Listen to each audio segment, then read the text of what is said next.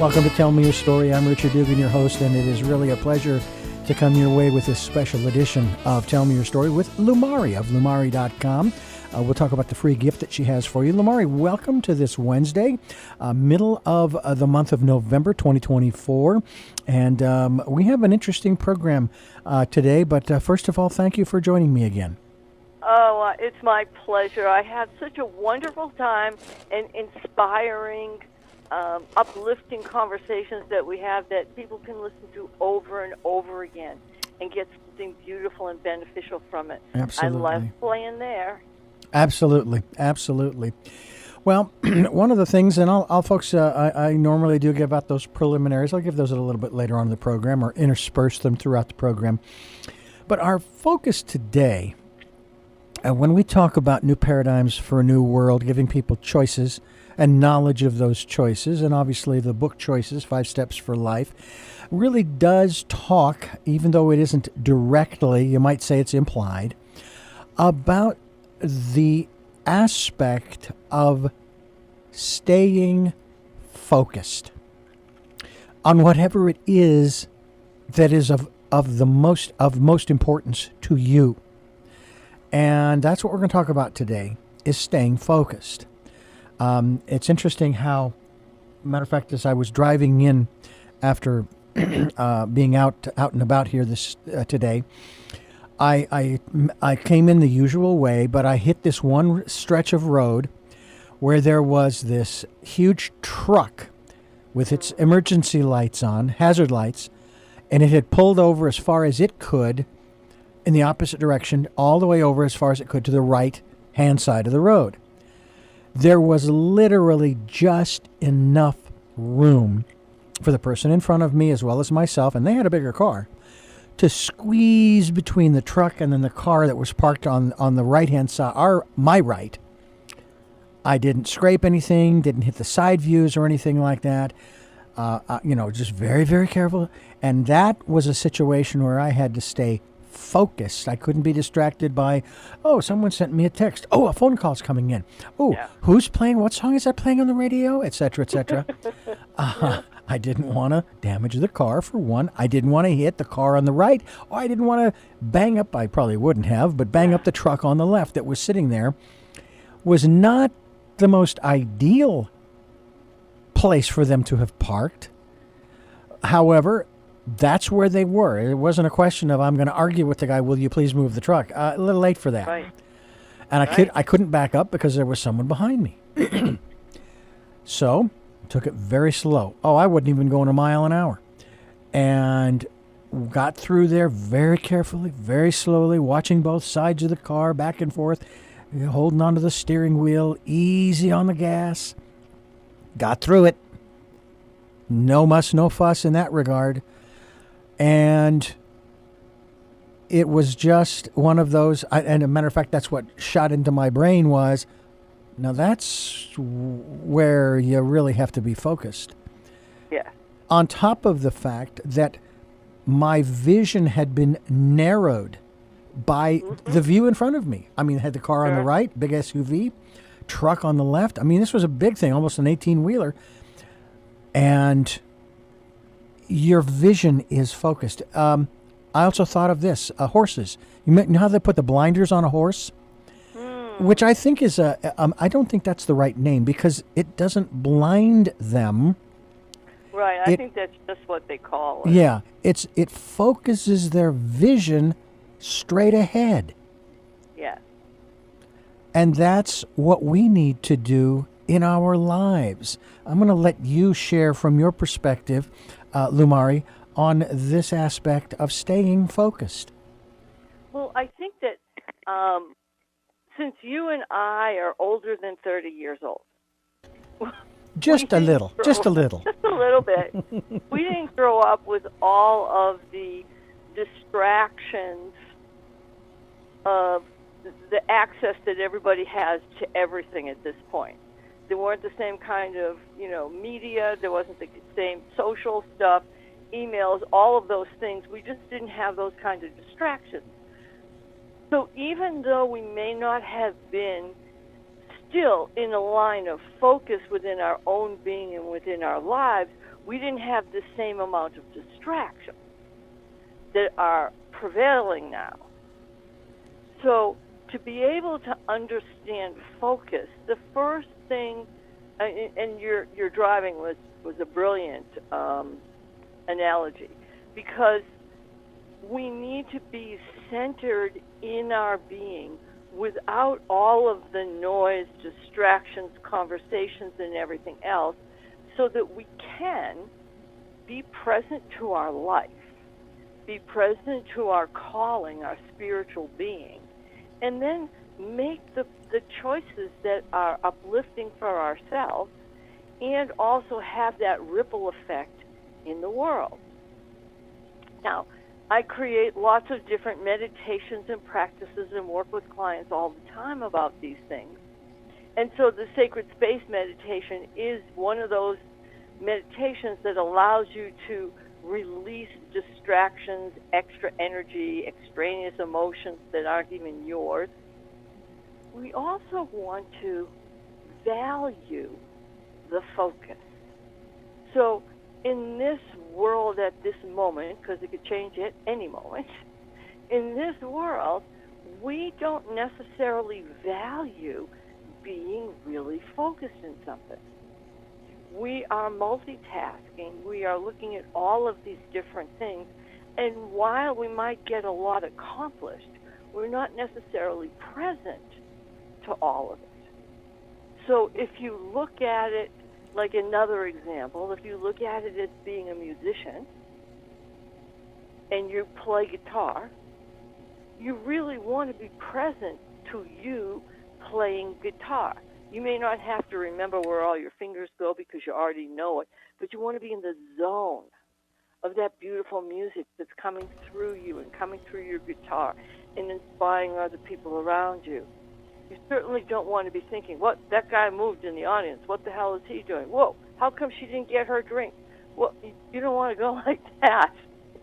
You want to be really present. And the thing about focusing is when you value focusing, then you're actually able to move into it in a much more powerful and uplifting way.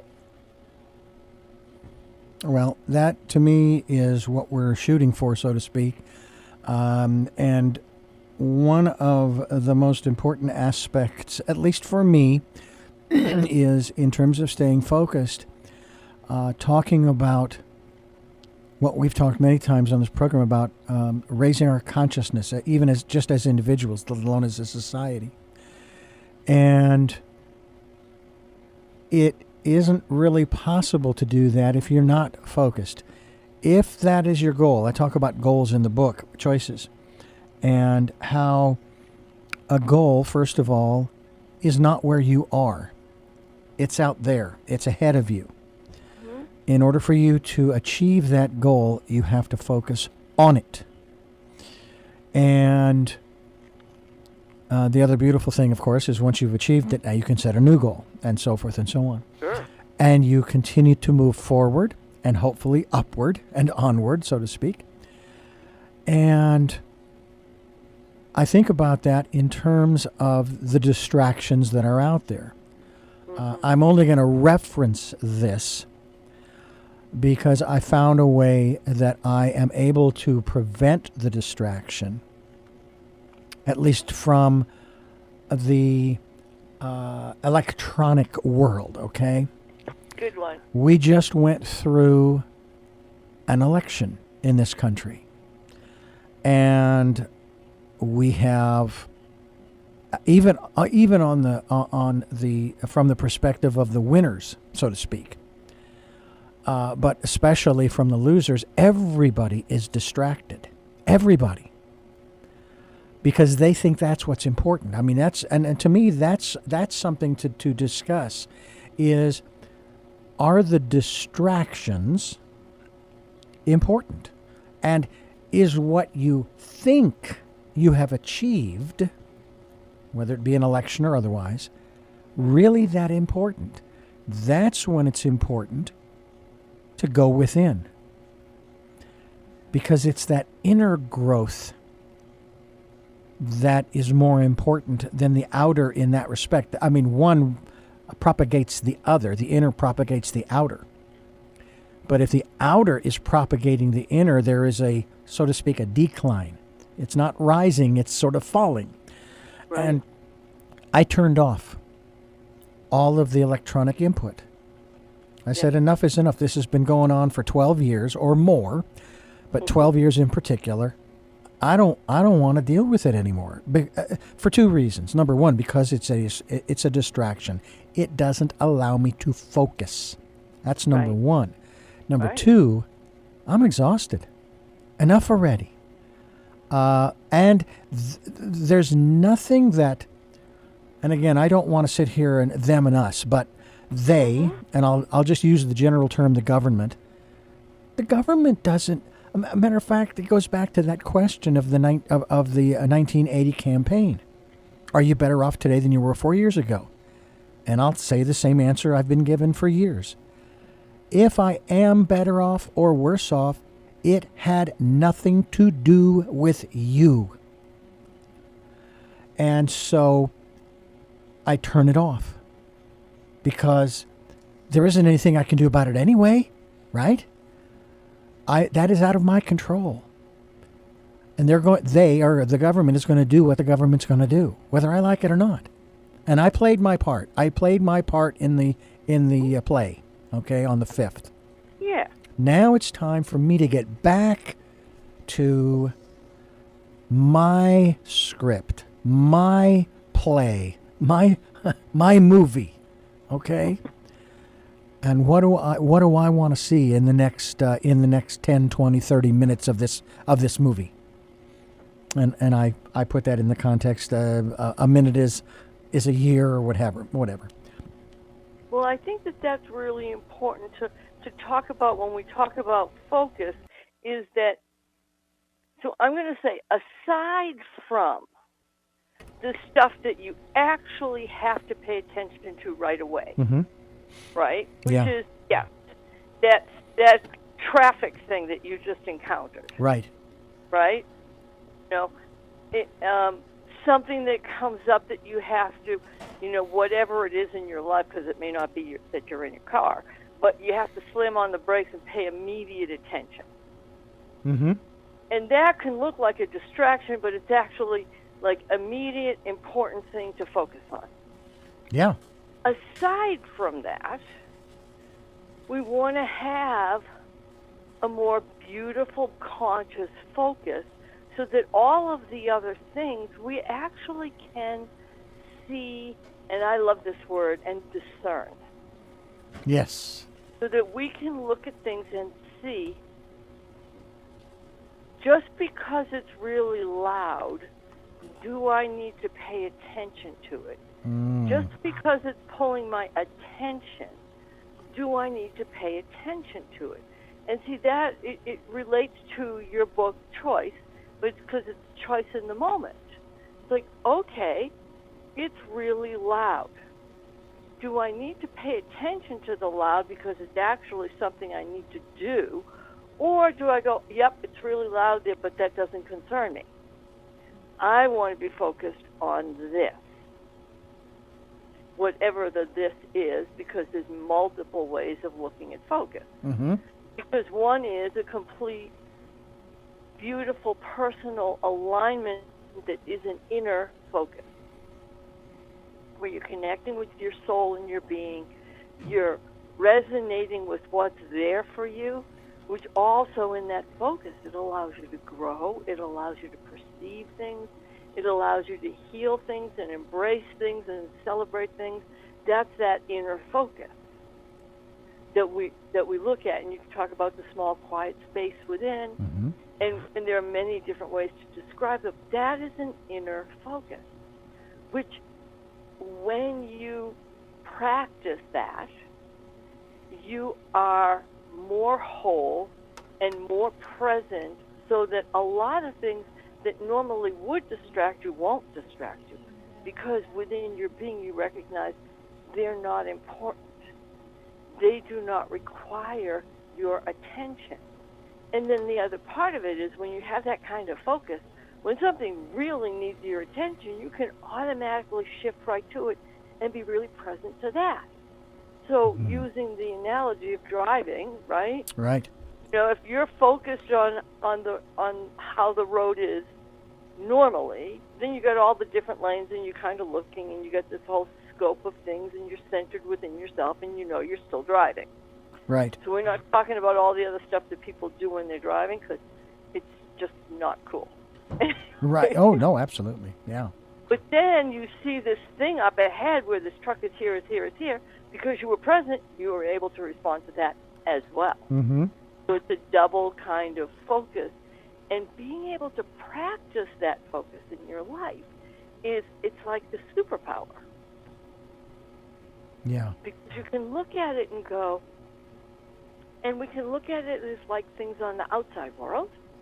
We're using traffic, and, we were just talking about, we had a lot of snow here, and, I got trained to drive in snow.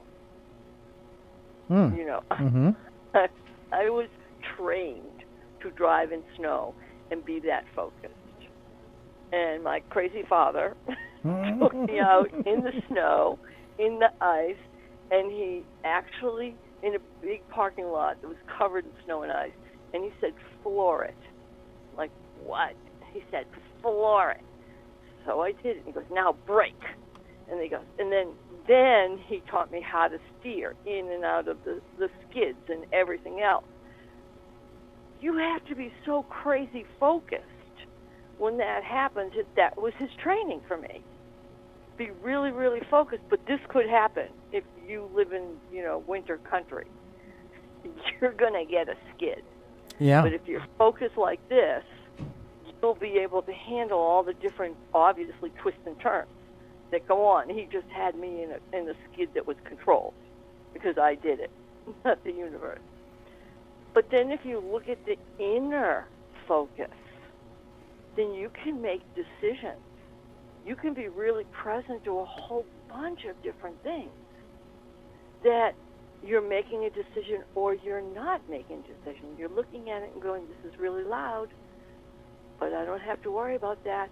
I'm going to really tune in to the book I'm writing, to the client I'm going to speak with, to the meditation I want to create, to the music I want to do, and your life, to my family. We're all having dinner.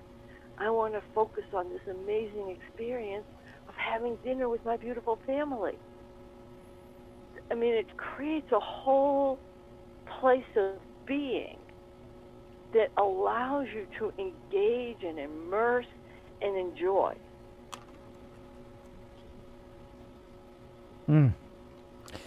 That, to me, is also a wonderful thing to do, especially, again, to immerse oneself. I began this past weekend recording the book, which people are going to hear at the end of Tell Me Your Story over the coming weeks, starting in December. And things went very smoothly. What's ironic is it was going so smoothly, I was rolling along Sunday morning. It's coming up on noon. And all of a sudden, the power went out in the house. All right? Yep. I know that one really well. Yeah. Well, it turns out that here in California, the electric company does what's called a public safety power shutoff. Because if the winds get too high, the trees start blowing, they blow into the power lines, potential arcing, etc. They're trying to prevent wildfires, is all they're trying to do. And at first I'm going, hey. Then I thought, well, maybe the universe is telling me I need to take a little break, and that's fine, because it's going to come back on. It's not out for good.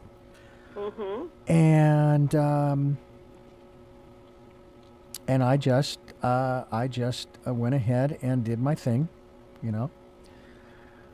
and the power came back on, and I went back to it, and that was fine. And sometimes we have to pause. We do have to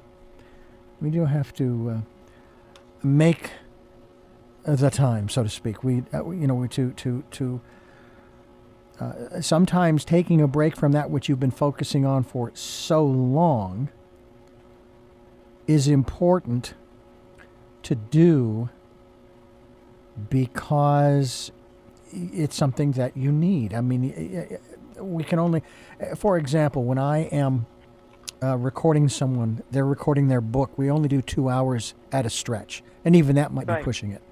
But no more than 2 hours at a time. Mm-hmm. And then we take a break for a half hour or more. And then get back. We'll do another 2 hours. But we won't do any more than 2 sessions in a day, in a 24-hour period. Right.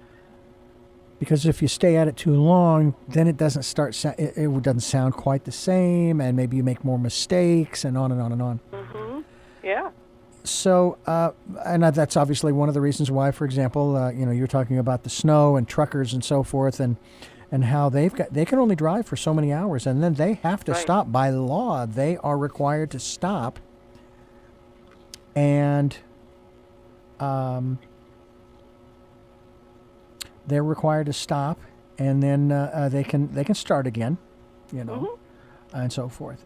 So it's one of those situations where if we would just realize that it's important to focus, it's important to do all that we're talking about, and at the same time, we also need to remind ourselves that if I really want to stay focused, then I'm going to take this break. I'm going to pause. And I'm going to do what's necessary for me so that I can make sure that what I'm doing, what I am focused on, I guess the best way to put it is of the highest quality that I can produce, that I can put out there. And I know that for myself, that's a big deal. I want to make sure that what I put out there, and some will, and everyone's going to have their perspective, all right, their critique, if you will, of whatever it is you're doing. And you have to let that go. Opinion. Yeah, everybody has an opinion. And so, like I've mentioned before, coming from the art world, and having a father who is a musician and a mother who is a painter, right? There's always conversations about what you're doing. And sometimes those comments are really helpful. Yeah.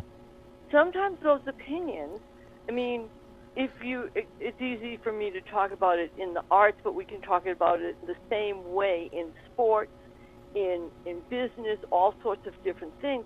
If you have somebody who's actually paying attention to what you're doing and making comments in a conscious way, they're contributing to your life. Mm-hmm. And obviously you want to focus on what they're saying and pay attention to it. Because when I was doing sculpture, and I was doing bronze sculptures, and you have to make a mold out of wax, and then you melt the wax, and then you make the mold, it's a process, right? Oh, yeah. You want to pay attention to the teacher who's telling you, and you need these to be longer, you need this to be, the conduit for the bronze when we pour it in, it has to be this wide, da-da-da-da-da. All of this stuff, it's like, that's a critique. Right. I wasn't doing it right. Or I could do it better. Mm-hmm. You want to pay attention to that. And then the other part of but you're still focusing on your art. Mm-hmm. Then the other thing, when we're looking at people saying things to us, sometimes people are saying beautiful things. It's not always that people are, bad-mouthing us. Correct. Or trying to say things so that they can be more important or more powerful than you are. And if somebody has that sense of being, then usually they're not saying things that are complimentary. Yeah, well, exactly, yeah. But in that moment, you can look at it and go, oh, right, they can still talk, but emotionally I'm getting distracted of my own being and what they're saying. I need to focus in. I need to be aware that they're going to say whatever they say. And depending your relationship on that person, that depends on how you respond. Mm-hmm. Yeah. But within yourself, no, I'm focusing on me. Whatever they say is what they say. And that's a whole other thing. Mm-hmm. Oh, and yeah. then later on, later on we'll talk about this. I actually created a song. I'm going to give you the link for it later so people can listen to it. And it's called Say Blah Blah. I like that. That's good. Actually is a song that just goes blah blah blah blah Mm-hmm. because I had it.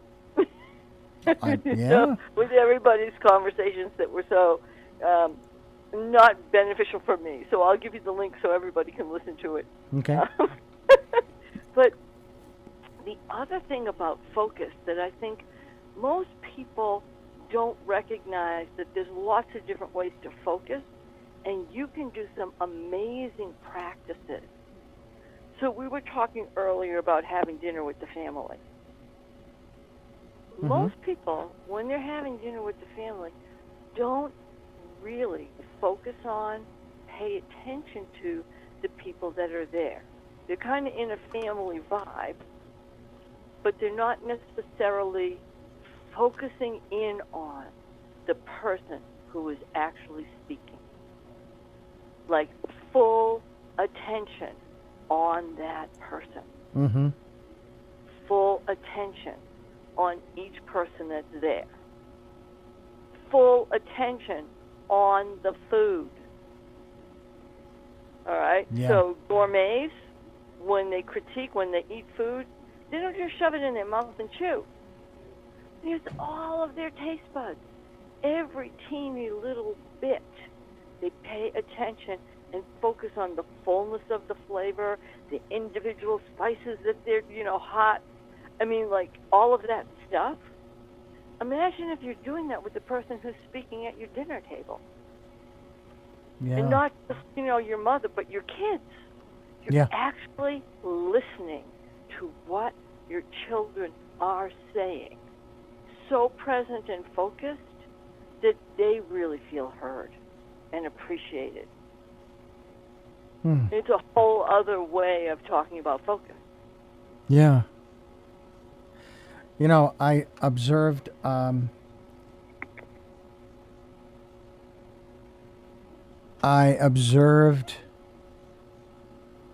this last campaign, and even these people, regardless of who you mention, get distracted even while they're talking to a crowd. Yeah. And they go off in so many different directions. You have to wonder sometimes if we do that. I myself, in the context of the radio program, the broadcast, podcast, videocast of Tell Me Your Story, it's not so much that I get distracted, it's that my mind is moving so fast that I end up asking a series of nested questions to which many of my guests will say, well, there's a lot to unpack there. And that's different because somehow, in my mind, all of the stuff that I've just put forth relates. It's all somehow connected, interconnected, which is different. That's different from being distracted and so forth. Well, there's an attention level that we need. Right. All right? So that you and I are having this conversation, we may be looking at different examples that we may not have thought of before because we're having the conversation.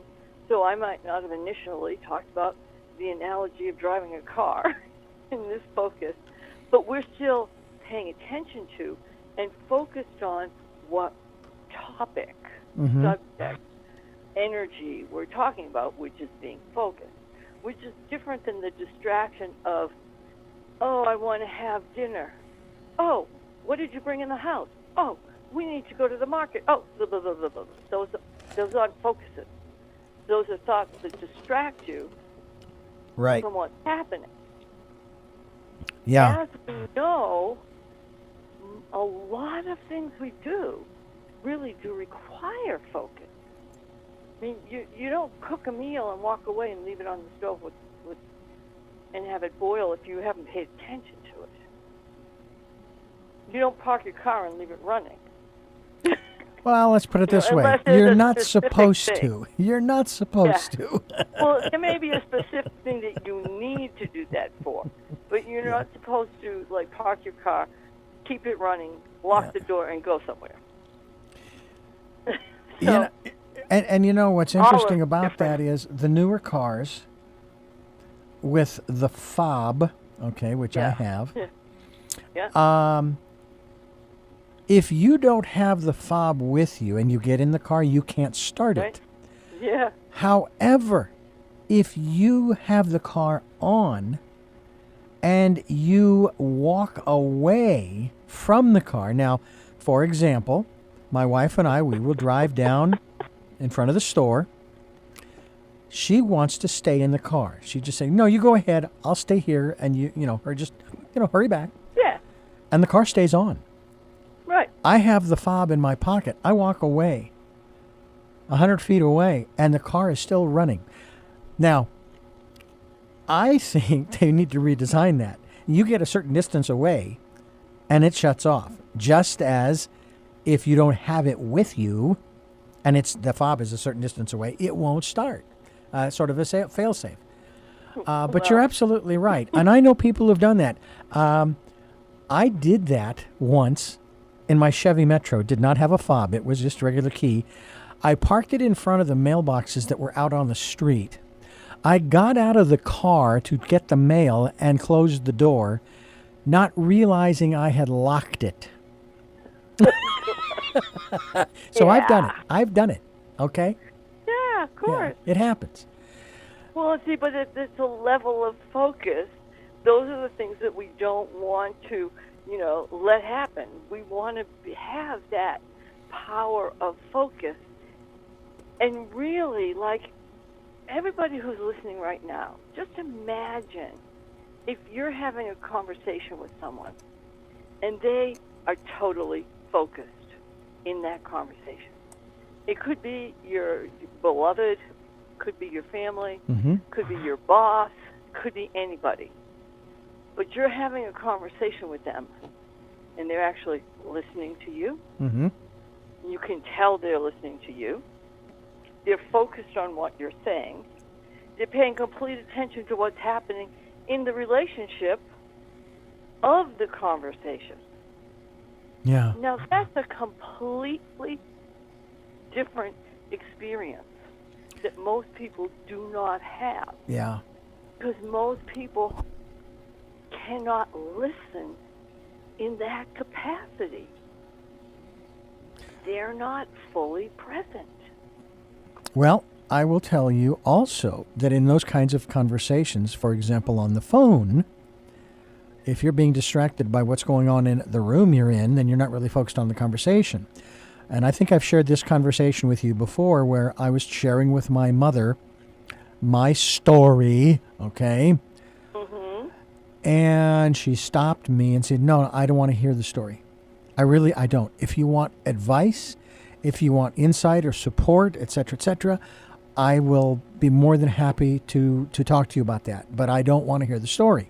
Now, the reason why I bring this up is because when I got off the phone, I pondered what she had said because I was listening to her. I was focused on her. And at first glance, I'm going, "Wow, Mom, I mean, come on." And that was very brief. I mean, maybe a couple of seconds, and boom, the light bulb went off and going, "No, she's absolutely right. She does not have to sit and listen to other people's stories that wear her out, that might bring her down, etc." Right. And she was very articulate in being able to say that to you, and obviously you have a great relationship because she trusted she could say that. Exactly. Yeah, exactly. And so that means that I was really listening to her. Yeah. I heard the subtext. You're wearing me out. And I'll be honest with you, I do that primarily to family members because they know me so well. Well, the thing about but it's okay. Talk about that focus, right? Imagine imagine what you can accomplish, and not just get stuff done. I don't mean that accomplish just like that. But imagine what you can accomplish in your own being when you're that present. Now, again, I can talk about art, and I can talk about like being with a client when I'm coaching and working with and doing consultations and psychic readings and energy work with somebody. I also have to be, but I want to be totally present. There's innuendos that you don't hear if you're not really listening and present. There's energies that I want to bring in to bring clarity or uplift them or show them new ways of being. Any one of those things, I want to be and need to be fully present in that moment without being distracted by the fact that I heard a horn outside. That's, I'm using just regular physical things. There's lots of distractive. But in that moment, for me, it's an honor to be present, to listen and be fully focused on this person or these people when we're doing group work that are really sharing this and being present in their own lives. And imagine, like, if we were really having conversations like that and people really were listening. Now, there's also times when you want to be really focused, and it's personal, individual stuff. Like for me, I like to, you do too, write books. I love to do audio and meditations and all those things. I can't be distracted if I'm doing it. I have to be fully present and focused. Yeah. If I'm creating something new as an artist, my husband and I used to joke because I would be so focused, I would forget everything else in the room that was going on. Really forget everything else that was going on. We would laugh because there were times where I would be doing this really large ceramic sculptures that I was going to install outside, and I'd be sitting on the ground, and 4 hours later I'd go, oh, crap, my legs fell asleep about 3 hours ago. But I was so focused on the sculpture and the movement and what it looked like and how that I forgot. And I would call him in and say, hey, honey, could you move me, please? I couldn't get up. Really, they were numb. Oh, my. But it's that level of focus, and I'm not telling people that they should actually focus, to not pay attention to other things that were going on. But in that focus, the brilliance of art and the messages I was getting about the images and what to do about it, it was breathtaking. Yeah. And exciting.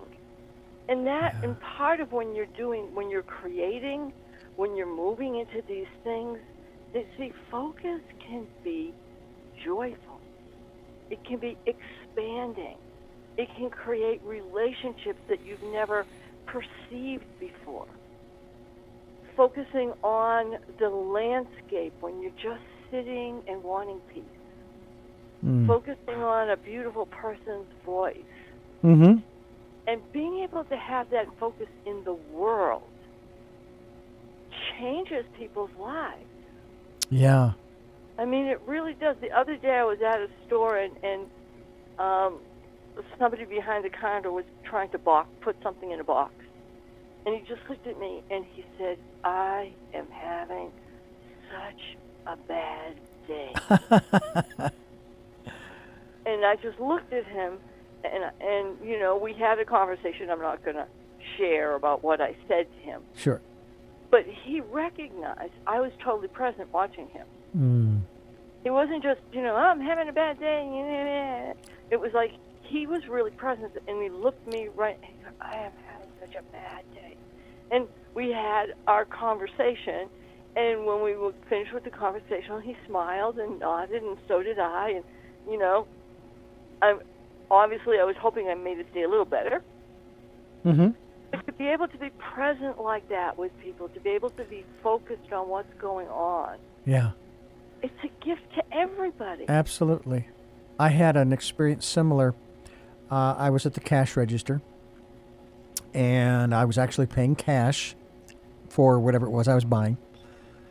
And I noticed that the person behind the counter was really struggling trying to figure out how to count out the money. And rather than, in probably most cases, getting upset, people would get all bent out of shape. Will you hurry up? I'm in a hurry. I got to get that. I said, can I offer you a suggestion on how you can count out the change from this point forward better when you have to count out change? And they said, sure. And so I did. I told them what I had learned years ago. I've never worked behind the counter myself, but I learned this in school on how to count out the change from a transaction. And they were actually in awe of the process, not of me, but of what they now knew. Yeah. And what that meant was that I was 100% present with them. Because if I had gotten upset because they were taking so long, I'm not present. I'm more focused on me and what I need rather than what's going on around me. And what the need is at that moment. Similar to you. And whether you said anything or not, by virtue of the fact that this person looked up and said what they said to you, at least it let you know that they were aware, first of all, that you were there and you were waiting for help, but they wanted you to at least know that they were struggling. Yeah. And whether you jumped behind the counter to help them so they weren't struggling as much, or you just gave them a kind word, or you just looked at them and smiled, you were focused. And that's what we're talking about here on Tell Me Your Story with Lumari of Lumari.com. This is a program designed to give you choices and knowledge of those choices to help make your dreams come true. We all make choices. I made the choice to offer a suggestion to the cashier behind the counter. Lumari made the choice to share what she did with the person who was having a bad day, who actually verbalized that. And I think that's a wonderful thing for them because they were also focused. And you just never know what's going to transpire when we have these interactions. One of the reasons I think, Lumari, why when we are out walking, maybe not so much you in 2 feet of snow, but I can do it here in Santa Barbara where we have 2 feet of sunshine. Just smile. A matter of fact, when I'm taking a walk, I give a little nod. A smile and just a nod of acknowledgement. Hi, kind of thing. I don't say anything necessarily, just a nod. Makes a big difference. It's the same thing when I'm pulling out to make my turn onto the roadway, and this person did not have to do this, but they did. I am not a proponent of this, but I appreciate it just the same. They had the right of way. They could have kept right on going, and I know that there's going to be a break in the traffic for me to turn into the traffic. I know it's coming. I'm willing to wait, but this person chose to stop and waved me on, so I gave them a wave of acknowledgement and of thanks. Waved and then nodded, thank you very much. Again, that's the point. That's being focused, whereas obviously we see a lot of these videos on the internet of individuals who feel that they are entitled and they force their way into situations, and it's like, hey, you don't need to do that. Your opening will come. Just relax. I love what you say because I have a whole practice that's called conscious smiling. Oh, very cool. I like that. Where you actually learn how to consciously smile, because sometimes we smile and it doesn't mean anything. True. Like you're talking about what you're doing in a way is conscious smiling. There's a real presence and attention and intention to smiling at a person. And see, that's all part of what we're talking about today, which is about focus. Like if you really smile at someone, the beam of love and light and joy that is coming from your smile ripples, accelerates, moves out, and as they see you smile, they receive that. Mm. It's not just, yo, hey, how you doing? Well, like actually transferring joy. Yeah, exactly.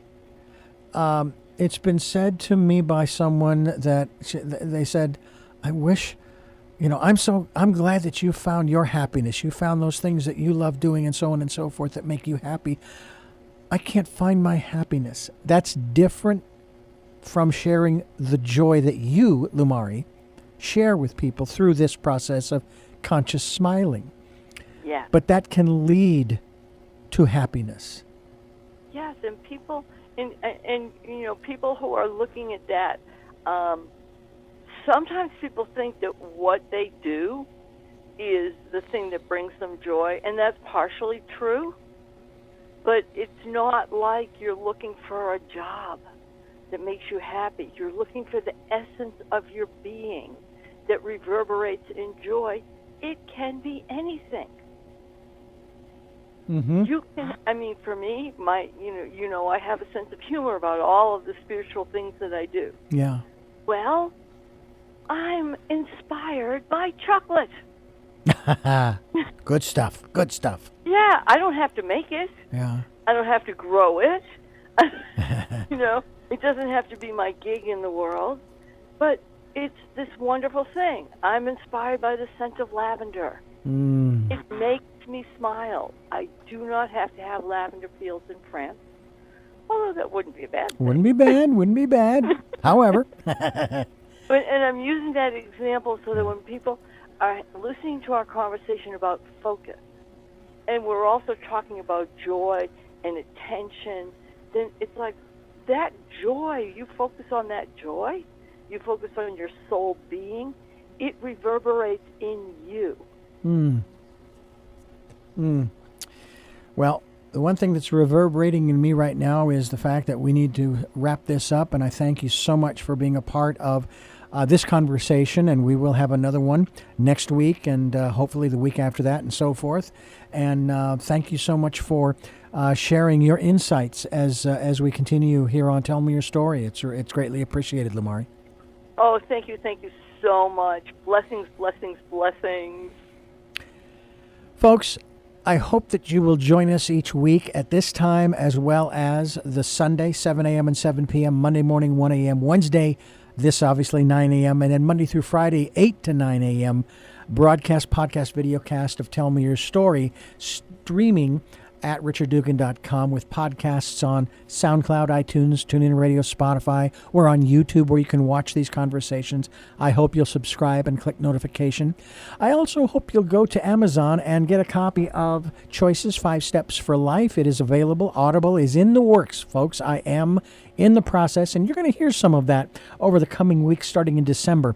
As far as excerpts from the book, I hope that you will listen in. We also hope that you will help us out financially by supporting us through PayPal with whatever you can. We have a PayPal account, which is there for your security as well as ours. And we also would like you to take some time during this decade of perfect vision to go within and listen to that still small voice during the decade of perfect vision. And until our next broadcast, podcast, videocast, love to lull. Jeanette, I am still listening. Dad, continue to be happy. Smokey, I'll see you on the other side. And to my dear friend Zorro, aho, aho. You are a child of the universe, no less than the trees and the stars. You have arrived.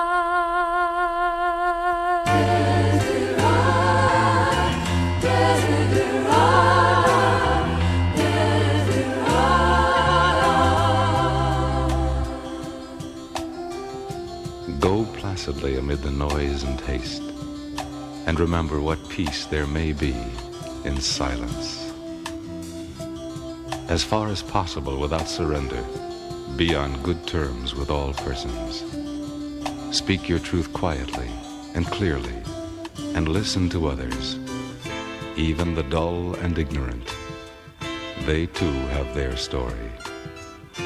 Avoid loud and aggressive persons.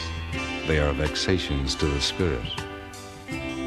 If you compare yourself with others, you may become vain and bitter, for always there will be greater and lesser persons than yourself. You are a child of the universe, no less than the trees and the stars.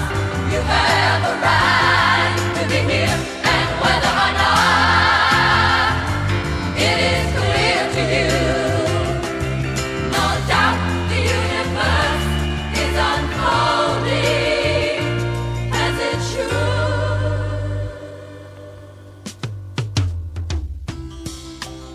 Enjoy your achievements as well as your plans. Keep interested in your own career. However humble, it is a real possession in the changing fortunes of time. Exercise caution in your business affairs, for the world is full of trickery. But let this not blind you to what virtue there is. Many persons strive for high ideals, and everywhere life is full of heroism. Be yourself. Especially do not feign affection. Neither be cynical about love, for in the face of all aridity and disenchantment, it is as perennial as the grass. Take kindly the counsel of the years, gracefully surrendering the things of youth. Nurture strength of spirit to shield you in sudden misfortune, but do not distress yourself with imaginings. Many fears are born of fatigue and loneliness, beyond a wholesome discipline. Be gentle with yourself. You are a child. You are a child of the universe, no less than the trees and the stars. You have a right to be here. And whether or not it is clear to you, no doubt the universe is unfolding as it should. Therefore, be at peace with God, whatever you conceive Him to be, and whatever your labors and aspirations in the noisy confusion of life. Keep peace with your soul.